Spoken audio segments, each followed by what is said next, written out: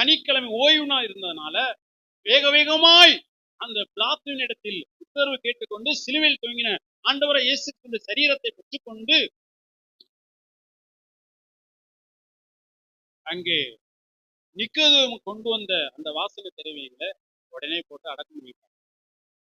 இதை பார்த்து கொண்டிருந்த பெண்களுக்கு ஏசப்பாவுக்கு போதுமான அளவு வாசக திரவியம் போடலையே அப்படின்னு சொல்லிட்டு வீட்டுல போய் என்ன செய்தார்கள், நிறைய ஆயத்தம் செய்து ஓய்வு நாள்ல ஓய்ந்திருந்தார்கள்.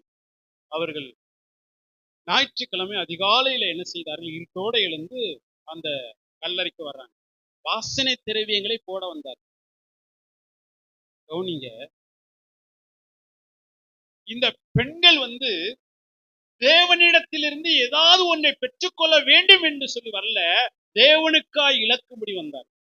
ஒரு வளர்ச்சி, ஒரு முதிர்ச்சி என்பது ஆண்டவர் எனக்கு என்ன கொடுப்பாரு, ஆண்டவர் எனக்கு என்ன கொடுப்பாரு, ஆண்டவர் எனக்கு என்ன கொடுப்பாரு, இது துவக்கம்.